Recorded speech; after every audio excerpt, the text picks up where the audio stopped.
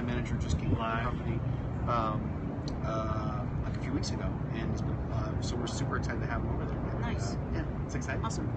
John, can we just reset, and can you just introduce yourself again for people that are watching our show and memorizing it every single day? Sure. They should. First of all, I looked at you and I saw like a guy in a black leather jacket with a black hoodie, and then I turned over here to make sure my coffee was okay, and I looked back and all of a sudden it was like a guy with blue hair and a pink shirt. I was like, John! But now I'm in the sun. It's nice and warm. Right? You're going to see. He's going to end up taking this shirt off. I'm going to look over here. He's just going to be sitting here naked. Exactly.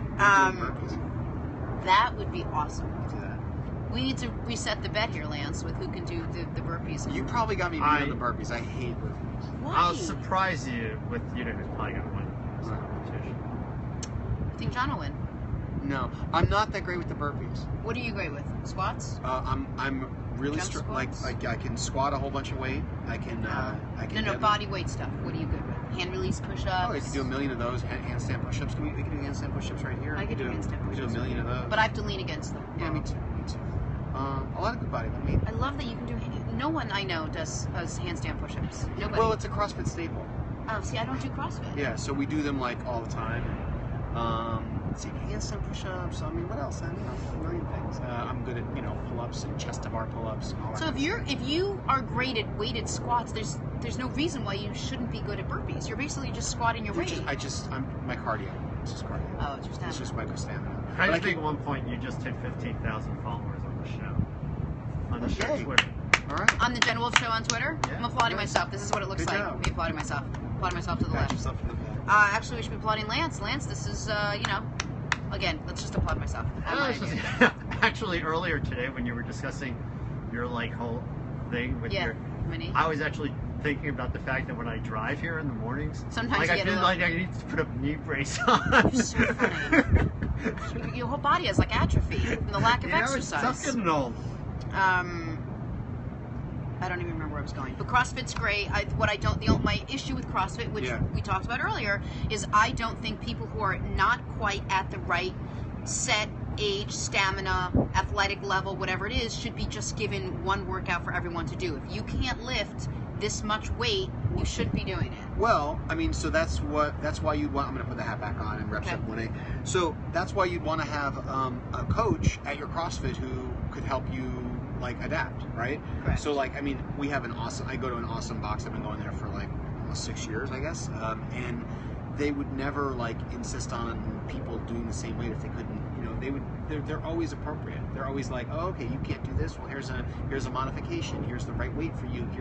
They're very particular about your form. So you're never gonna show up and be like, oh, out of shape and get here, do this crazy thing, and you're just gonna break something. They would never let you do that. All right, well, we should just tell people who you are, because you're just this random guy that just sat down and was talking to me about CrossFit. That's exactly representing Brooklyn up here, but then over here it's representing J. Crew and whatever. And then down here it's a little more J. Crew, but full on Brooklyn in the house. You got a lot of different dynamics happening, and there's nothing cooler. Okay. The coolest thing is that you can do handstand push-ups. I can do a lot of them. John and I go way back, two weeks? 2 weeks? 2.5 weeks. God, I hardly remember. Tell me what's the most important and where we should know, and what's more important to you right now? Your Haiti work or your Well, there's so many different things going on. So I own a company called Authentic Talent and Literary Management, which is a management company for actors and actresses, musicians, anyone that's talented. Yeah, we represent a lot of amazing actors, television, film, theater. We represent, we package and sell television shows. We have incredible comedians. We have incredible lifestyle clients. So it's an extraordinary company. I'm really proud of it. We built it up from it was me in a cubicle, and now there's about 25 managers in New York and Los Angeles. So I'm really proud of that. And the overall context for the company, the reason for our being, is that we're out to make a difference. And so we have all these different ways we do that. We work with our clients, and we work individually and separately, and we work we create projects. And one of the things that I've just personally got involved in, as you know, we talked about a couple weeks ago, is Haiti. Haiti is like a second home for me. I know it's for you, it's obviously very important, and it's just been it's been a place that in the last few years has become one of the main reasons I live. Why? What is your tie to Haiti? How did you come to collect information and bring it in? Got invited to go there on a trip a few years ago with a nonprofit called English in Mind Institute, which is it's an extraordinary organization that runs a school in Port-au-Prince, in the Claircine section of Port-au-Prince, and they bring down English-speaking volunteers to speak English with their students. It's a very high-level school where they teach like advanced levels of English, the Cambridge English level, so the students graduate with like an amazing knowledge of English, which is very rare. It's very low cost, which makes it affordable for the students there. And I got to go down there with them once, and I was like fell in love. And I started going again. What year was the first time? What was the first year you went down? Was what year? 3 years ago. Okay. Yeah. After the earthquake. After the earthquake. First time I went was after the earthquake.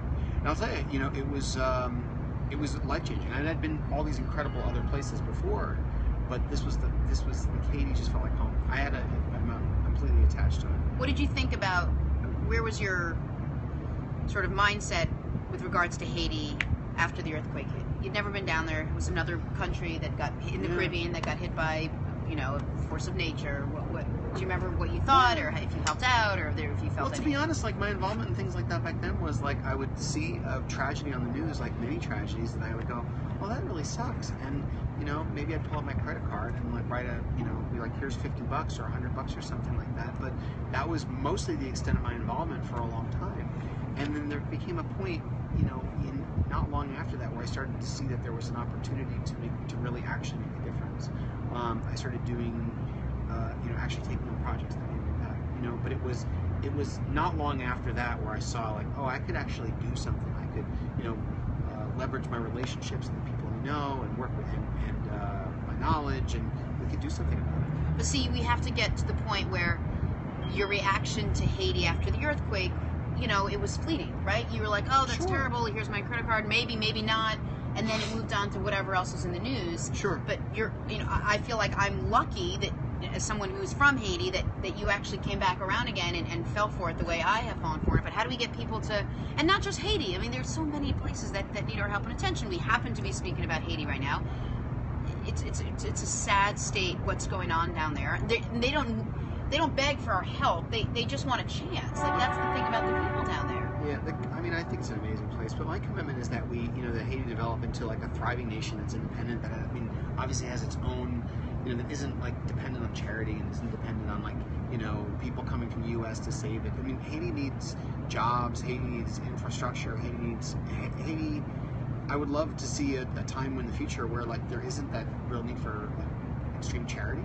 Right. So, I mean, to me, that's my commitment. I know that you obviously have a real knowledge of like the business world there, and for me, like, rather, I'm deeply involved in charity there, but at the same time, I'm also looking to say, how can we bring business to Haiti? How can we bring tourism to Haiti? How can we bring business beyond just the like, let's build a T-shirt factory somewhere where people can work for minimum wage. I'm talking about like there are incredible, smart, wonderful people there that could be trained and doing all kinds of different things. So it's like, why don't who's bringing tech to Haiti? Why aren't we having like legions of coders? We have like, there's so much opportunity there, and because I think we're so far from it, while that's a great idea, I think to get to that, people need shelter, and people need food, and people need electricity, and people need running water, and people need things that they can't do on their own, right? They can't just have running water, and they can't just get shelter. I mean, there's so many things that have to be put in place for them to be worried about what kind of job they have, not if they have a job. Sure. So I think that's sort of where Haiti falls right now, and your optimism is, and your love of the country is, there's no other word than refreshing, and I love it, and I want that to be where everyone is, and I'm sort of stuck in a little bit more of a different place, just because I hear, my dad's still down there, and you've been down there, you see what it's like when you try to drive through roads, or some roads are impassable because they're not even paved anymore, or there's plenty of places like that. I mean, there's plenty of places where you're just walking along, there's a hole, yeah, exactly. There's plenty of places where where the roads aren't, there's pretty good roads around Port-au-Prince and things like that, but sometimes you get to a place where it's not paved, and I mean, there's a definite infrastructure problem. There's definitely like a lack of basic services in a lot of places, and of course a lot of those things are you're mitigated if you have the money to pay for them, right? And you can get like your water delivered and your sewage and all that kind of stuff handled, but no, you're right, there's a desperate need for there's no sanitation, there's like there's places where there's lots of garbage, and that all needs to be handled. And at the same time, obviously it would be great to have a government that was functioning in a way that could really handle that. And then at the same time, it would be awesome to have people start to bring jobs and investments there, so that people who are there and who are working could make a decent living and feed their families and pay for basics, pay for school for their kids, pay for food. And that's happening. It just needs to be happening more. We want more of that. There's some incredible stuff happening there in the tourism sector. There's wonderful people there who are bringing all kinds of opportunities. But to me, it's like, how could we make a quantum leap, like 100-fold?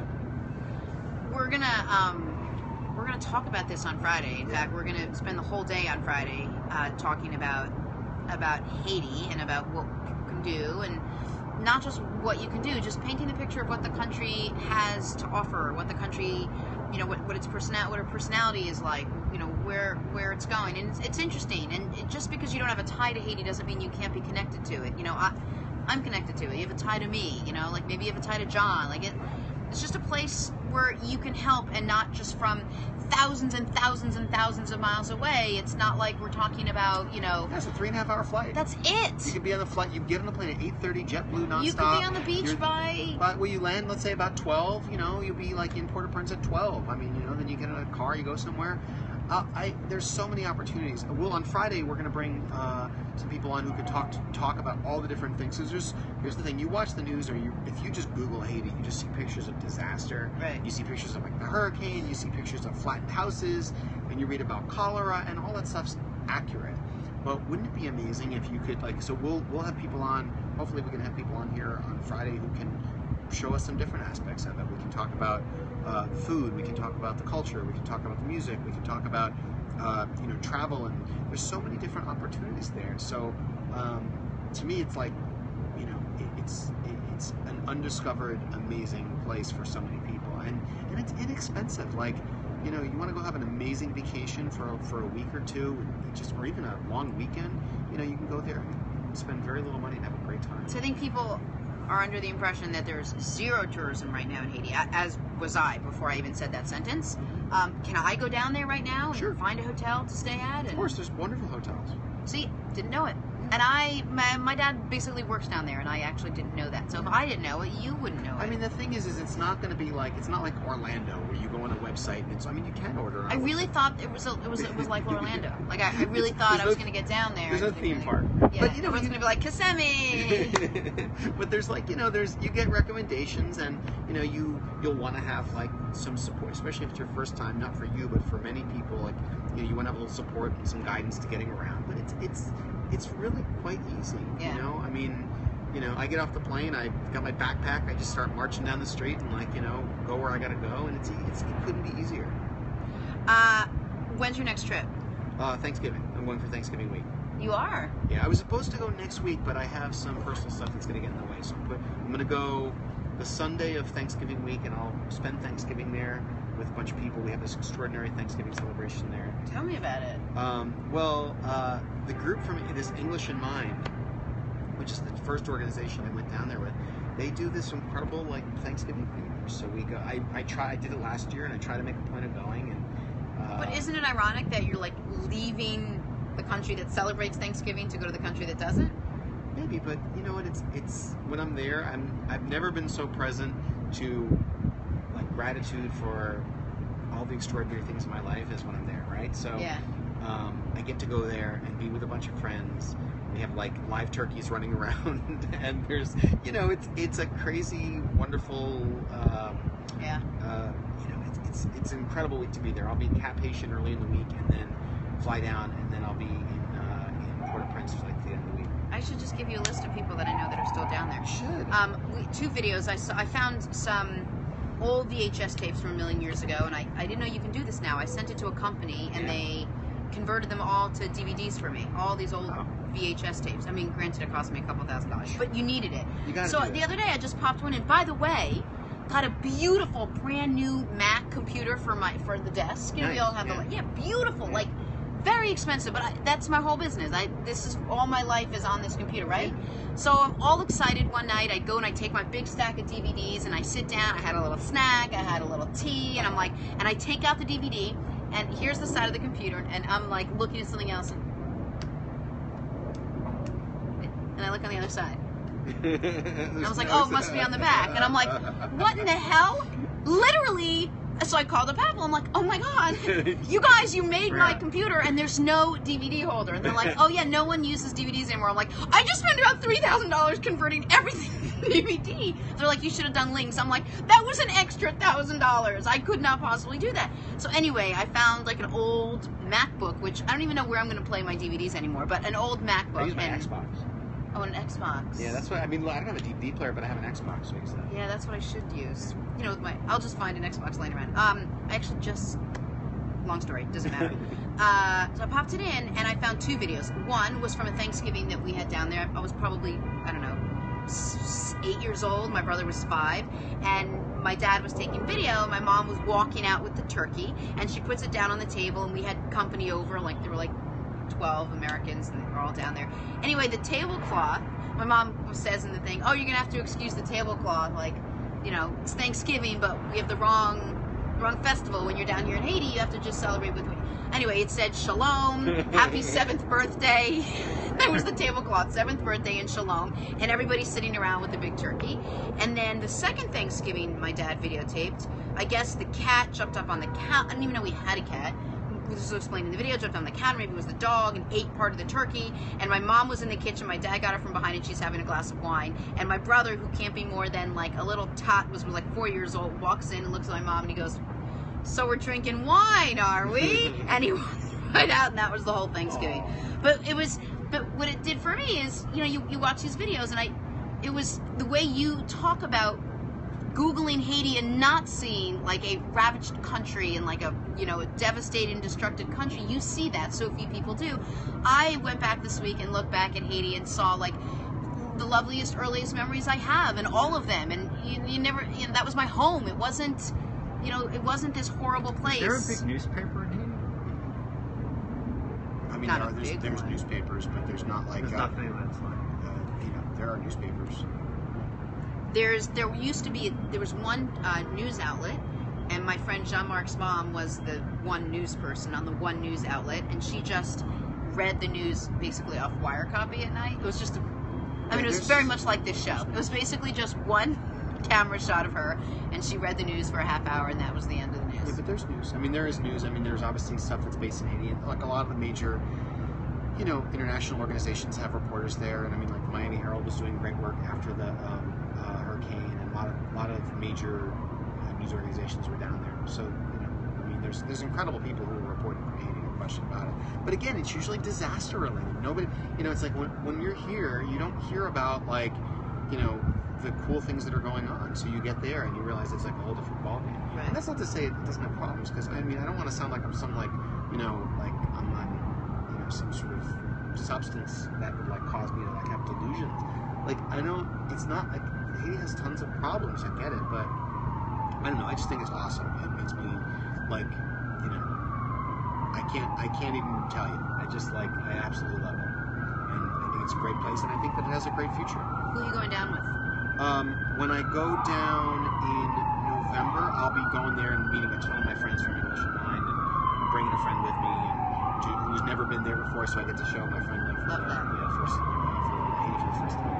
Yeah, one of my favorite things is to like show people, because people who've never been before. I'm like, oh, check this out. Right. You don't know? Oh, let me show you this. No, I want to take Steph down to Haiti. You know, like the first person I took was Jamie, and it was 3 days after the earthquake. I'm like, this is my country. Yeah. Well, she couldn't even see me because I was behind a piece of rubble. Yeah. But yeah, there's something really awesome about being able to show someone something you love so much and so deeply, and for them to see the way you see it, and not just what they see by Googling the country. You know, I think what would be amazing is like, I mean, you know, doing what you do, this would be great if there was a way for you to do this from some of the incredible places there. Like, for example, I've hiked like across the mountains. Like if you go from like Kenskoff, you know Kenskoff, right? If you go from Kenskoff, which is like up the mountain outside of Port-au-Prince, and I've hiked from like Fercy, which is like not far. Wow, it's so funny to hear you say all these different places. And so I've hiked from there to Seguin, which is like at the top of like a ridge, and then you hike back down to Mount Rigaud, which is on the coast. Like, you know, that's hours and hours of hiking, but Like, people don't see that. It'd be incredible. And there's good cell service. You could actually take a camera and do this from the, like, I've hiked, I mean, it's 7 hours to the top. You stay in this beautiful little inn in the middle of nowhere. 7 hours down or 8 hours down. And you could film the whole thing. I mean, I have to get a few guests to come with us. We could barely get a few guests to come here. Listen, in we'll Midtown Manhattan. I guarantee I could get us some great guests for that. You know, and then Would you like to book for our show here? He's booking for our show for Friday. Listen, it'd be so easy because you So get. that only leaves all the other days for us to book. No, I'm telling you, if you say to people, if you said, listen, we're going to do this crazy trip, we're going to, here's my plan, Jenna, okay? So we're going to do this crazy trip, we're all going to meet in Port-au-Prince, we'll get in trucks, we'll go up to Farcy, we'll stay overnight in this beautiful place out in Farcy, this incredible little, bizarre little camp inn kind of thing up there. Then you get up early the next morning, you start walking, you walk to the top of the mountain, and then there's a pine forest. Like, it gets so high up that there's a pine forest. You stay in this beautiful little place called Kai Winnie, where he has incredible food and tents set out. One of the most gorgeous places you've ever been in your life. And you spend the night there, and then you hike back down. I guarantee you we could get amazing guests, because who's not going to want to have an adventure like that? Right. And it's safe. I mean, I've never had a problem. I think, you know, sometimes you hear things, but it's like you're in a big city. In Port-au-Prince, you hear stuff, right? But it's like New York, you hear stuff. Somebody was just, you know, attacked on the subway stop by my home, right, in Brooklyn. So, I mean, stuff happens. Right. But, you know, I've always felt safe. I've hiked across the mountains with just a couple of friends. Yeah. Never had a problem. Tell me about what we're going to talk about on Friday. All right. So, it's a good question. So, well, you know, like, we should just, Connor, make sure you write down every time someone says it was a good question. You're like the fourth person, so thank you very much. How many questions did you ask? 4. Not to him, but 4 different people have said that's a really Good question. And how many questions have you asked today? Yeah. Oh, today or since the show started? Did I'm you have talking 4 since the today? show started, I only have 4. Oh, you only have 4. Yeah, So but that's, still. Did they ever say that was a terrible question? Many times. What the hell were you many, thinking? many times. Many times. Often There's no and such many. thing as a bad question. Many and often. Actually, there are some bad There's some bad questions. Yeah. I asked the worst question of all time ever in the Yankees clubhouse. I will never forget Oh, no, it. what? I can't remember the gentleman's name who was called up from AAA. He was deaf. Oh. He hit a home run first game up, and I was trying to beat Susan Waldman to get the first question on, so you would hear my question on the Yes Network as opposed to Right. even though she always got the first question. There was a whole scrum around him. I could have asked anything. Anything I could have asked. What did you say? My mic, and admit I used all my bicep strength, and I got nice guns, and I pushed my mic in, and no matter what, it was conviction. I said this question loud and enunciated, and I said, what was it like to hear all those people screaming for you as you rounded the bases? Oh. And he must have read my lips, and he turned to me, and he goes, thank you, here. And I went, I was like, please let me have a myofraction and cardiac right now. Myocardial. Myocardial. Kill me now. Oh, so anyway, that's a bad question. That right there. That was a bad question. Bad question. I got to hand it to you. Thank you. No, I want to be handed. I want to know. Anyway. So what are we doing Friday? Yeah, what are we doing Friday? So here's the thing. We're working on getting some people to talk about all the different things that are happening in Haiti. So we're working on getting people from the government. Yeah. We're working on getting people from like the arts community, like people who are like, we've got musicians we're talking to, people who can talk about Haitian food. There's a chef we're working on. We're talking to people who are bringing in, who are actually on the ground doing work. Is it Ron Dupree? Ron? No. Okay. No. Although maybe that's somebody we should call. He's a really big chef. He was on Top Chef, and he always reaches out to me. He's from Haiti, and he's always looking to do We should call him. You should call him. We should call him. We should call him. Lance, we should call him. Call him. Connor got this wrong. Connor's playing Pokemon. Yeah. So that's what we're doing. We're also bringing on. I'm talking to experts. I think Freddie Tovar is going to probably come back on and update on what we're doing, what Mimsy's doing in the South. We've fed like over 16,000 people. We raised, since we were on the last time, we raised over $35,000. We fed over 16,000 people. We've been providing medical care, water. So he'll update on all that on our out. We're also doing a lot. There's a big, just so everybody understands, there's a huge cholera outbreak since the hurricane. Yeah, there's a big And cholera is, for those who don't know what it is, cholera is diarrhea, and cholera is diarrhea, essentially. It's a form of diarrhea. It means people are dying, kids are dying, people are dying from diarrhea. That's basically unacceptable. There's unacceptable situation. Especially because it's very treatable. I mean, I was talking to Freddie last night because, like, I'm not a doctor, right? I don't know. So I called Freddie last night, and I said, Freddie, like, if there's questions about cholera, tell me like more about it, right? He's a doctor, so he actually knows these things. Right. You hope. Yeah, I hope. But he said cholera is actually very treatable, and with IV fluids, if it's mild with rehydration salts and things like that. But if you're in some of these rural areas, and then antibiotics, of course. And what Freddie said was that even without antibiotics, it's very treatable, and antibiotics, I guess, can make a big difference. But it's very treatable, and it's a matter of having the supplies and the equipment to take care of people. So you have people that are getting cholera from like contaminated water, right? I mean, it's a lot of contaminated water, and then it just, I don't want to get into the details, but the cycle continues, obviously, because they all get diarrhea, and the cycle continues, and it gets into the water, and then you have these outbreaks. And according to what I've heard, like there was a big outbreak in Jeremy, which just geographically is not far from where our operations are centered, maybe 100 kilometers from there. And from what I've heard, over 100 people died from it. And each of those deaths is preventable. It's not even like, it's not like cancer where, we hope we can save you, right? It's like, no, if you have the treatment, it's pretty treatable. Right. And it's like fluids, it's things like that. And apparently, a lot of people have been dying because we just don't have adequate medical care. Right. So we gotta put a stop to that. And we deal with a lot of pregnant women. So as you can imagine, not only is there the risk of death of the mother, but there's also Freddie was telling me that cholera causes miscarriages, causes a lot of problems with babies. Right. All right. So you have a very interesting show, and we're sort of just gonna discuss Haiti, top to bottom. Awesome. Good, bad, and ugly, and then good again. Awesome. All of it. What's your movie take, by the way? We're doing a whole thing on movies today. Throw a couple movies out of you before you go. Elf. Elf was a great movie. One of my favorite movies of all time. Yeah. I know I'm supposed to have these highbrow tastes, but I'm gonna say something. Tommy Boy. I have cried at the end of Elf every time I've seen it. I love it. Every time I've seen that. it. Tommy Boy's another good one. Chris Farley was one of the greats. I'll always miss him. Yep. But I grew up with like so many great movies. To me, it's like the classic comedies that I've spent hours and hours with my son, like educating him, watching like Airplane and Blazing Saddles and all these incredible classic comedies. So that's where my heart is. All right, I love that. I like that. Yeah, I think we probably came from the same generation. All those History of the World Part 1. I mean, those were great movies. Yeah, my sister and I can quote all those movies. Not like my sister will just send me a text and it'll be like a line from the Muppet movie. That's what my brother does, but we do it with Seinfeld. Yeah, exactly. A History of the World. Put that on there. History of the World's a good one. One of the greatest movies. Absolutely. And then, of course, Young Frankenstein. Yeah. And, if you get into the Mel Brooks of it all, you got Young Frankenstein, Spaceballs. 1, 2, 3, 4, 5. That's my luggage combination. Yeah. Oh, really? So now people will know. There you go. Now people know. I'll steal your luggage. Yeah. Anyway, but yeah, no, there's a million great movies from that era. I can spend days and days on Netflix watching that stuff. I know, right? Okay, well, thank you so much. I'm looking forward to seeing you on Friday. Me too.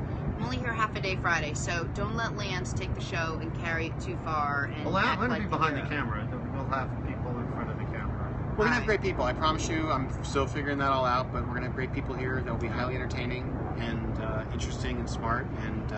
And in just one quick plug is, again, we're still raising lots of funds to make a difference in Haiti. So go to mimsy.org and make a donation. And I promise you, I wanted to say there's a lot of sort of cynicism around the world about donations in Haiti and that kind of thing. And every friend of mine will post an article and say, "Did you know where your money went when you donated to the Red Cross?" Right. I'm like, I'll tell you, every dollar that you donate to Mimsy goes to caring for people. Like, if you give us $1, $1 goes to buying water or food or buying antibiotics, or we literally were paying people to clear debris so we could get pregnant women from one place to another. I mean, so none of it doesn't go to me, it doesn't go to Freddie. When I go there, I pay out of my own pocket. So know that if you donate to Mimsy, mimsy.org, mimsi.org, every dollar goes to caring for people who need it. Awesome. That's great. That's great to know. Yeah. I told you, are you hot now? It's warm. I feel great. Yeah. Another movie suggestion, Annie Hall. Annie Hall. Yeah, I'm not. I'm not a fan either, but it's definitely. I remember loving the movie, but I have some mixed feelings about it. And then there's always Animal House. Nobody's mentioned Animal House. I didn't love Animal House. You didn't like Animal House? movies. Oh, you know it was good? The Will Ferrell movie. Ooh, You're My Boy. Old School's School. Great Yeah, movie. we're going streaking. We're going streaking. Back to School. Back to School's Come good. on. Rodney Dangerfield was one of the the. greats. I've got a really bad credit. Must be menstrual. I know a guy who could do this amazing dive. That was me. It's Triple Lindy. I always like Caddyshack. Caddyshack was Caddyshack great. was good. It Look, was slightly Meatballs. before my time. I didn't know Meatballs. The Jerk was one of my favorites. The new phone books are here. The new phone books are here.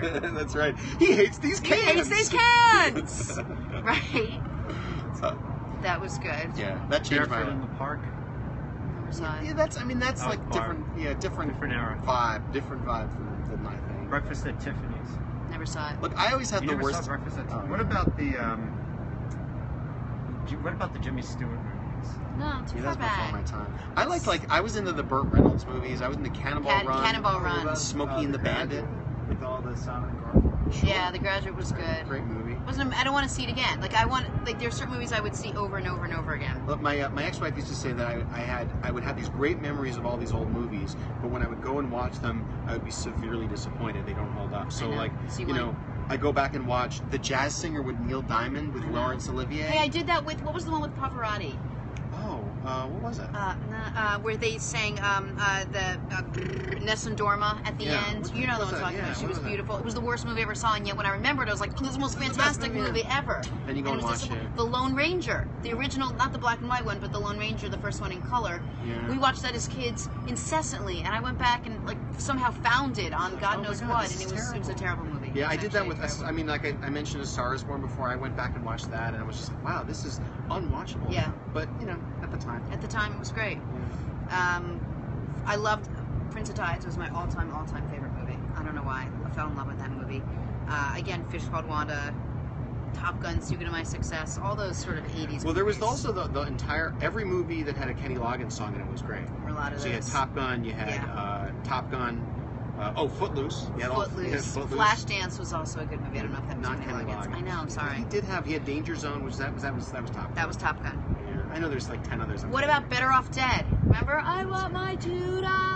That was great. Better Off Dead, and then All there the was John all the Hughes John Hughes movies, The Pretty in Pink. So you've never seen what This Is a Wonderful Life or What a Yeah, Wonderful on Life? TV. That's big. That's gonna win. No, it's not going to win.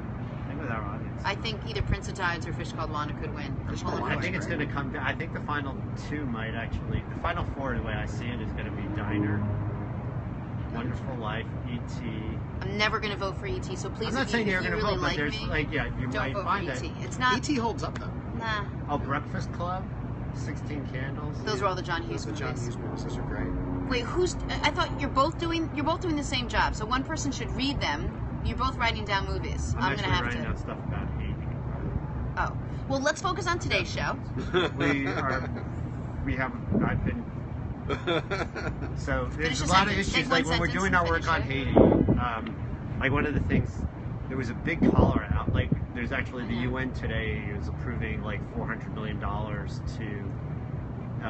Haitian victims of a cholera outbreak that happened in 2010 after the earthquake. Yeah. That was caused by UN troops. So like the issues surrounding all of this are massive. So I'm trying to make sure that we're prepared for So does this Friday. mean on Friday you're going to be working on Tuesday's show? Like when do you get to work on today's show? That's when I was that I 2 try days to be ago? present, but we're today we have a guest. What we're doing on Fridays, I think, is extremely important. Like, I mean, there aren't a lot of shows in the world devoting 4 hours to Haiti anywhere, not even in Haiti. So, we need to do a good job on Friday. And I'm sorry if I'm sitting here during a segment about Haiti, preparing for that. We're During a not segment today. John, thank you so much. I Thank really, you. really appreciate it. Thank you for having me. Of course. And so we'll see you on Friday. We'll see you on Friday. Excellent. All right. Awesome. Thank you very much. Thanks, guys. Let me take another picture so we have for. See, as soon as I stand up, I get cold I again. know. Yeah, I was getting confused by that whole, like, I'm starting to read the whole UN thing, and I thought all of this money was, like, I thought we needed to be talking about it now, because I thought it was relating to... Well, We're live on camera. We are live, and supposedly there was not cholera in Haiti before the UN came in, and supposedly, I mean, again, I can't tell you the exact details, but supposedly the Nepalese UN contingent brought in, accidentally released waste into a river, and that started the whole cholera outbreak, and now it's a huge problem. And I mean, the UN's taken responsibility for it, but it's But tragic. are they helping? A lot of lives have been lost. Well, they were talking today about not just donating, but paying $400 million to the victims. But my question was like, kind of like, what does that mean about? I don't know what they're doing. I actually don't know what they're doing to mitigate it and to stop it, but Right, I know so that there's a lot of attention It on it. might be a good idea for us to try to reach out to the UN and get some money. That'd be great. We should do that. So, Awesome. Let's take a picture. Okay.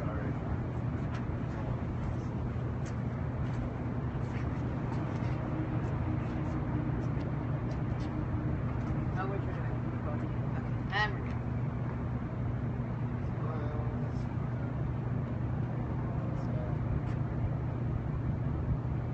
All right. Thank you again so much. Thank you. We'll see you on Friday. Yep. Perfect. Good luck on those burpees. 72 in 7 Thank you. minutes. Alright, so we'll talk We'll talk. We gotta talk because we gotta get a timeline now. Like it's you funny. just send it to me like whatever, like I'll work. Alright. So I'm just telling people like come. And then I'm No, like, let's like tell them the time. Yeah. That's my lesson. My thing. We tell them like let's get them organized. and then I'm trying to get a band so that we have. okay, that'd be great. Because yeah, I don't. Like you want what's it like level 3? Okay. All right. Well, we'll get to work on it. I'll start making that happen. All right. Awesome. Thank you. Thanks, John. We'll see you. See you on Friday.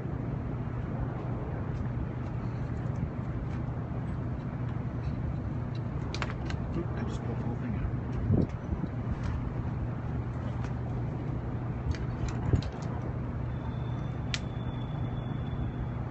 Yeah, quite a system out here. It's fire code. I know, right? Are you allergic to walnuts also, Lance? Wow, it's cold.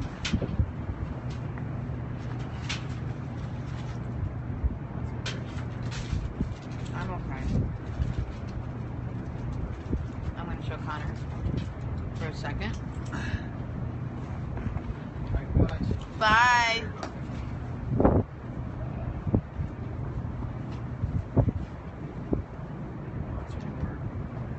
What? Working diligently on this is great. Television. Greg? Yeah. Oh my gosh. I had no idea it was cold. I got Alex out. I have my car. I started because I could pull out of the garage, and I'm like, where's this? Like 55 degrees, 50 degrees. Goes Last down. year was like 41 this morning. It was 37.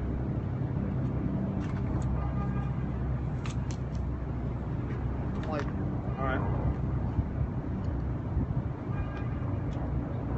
What are you doing, Connor?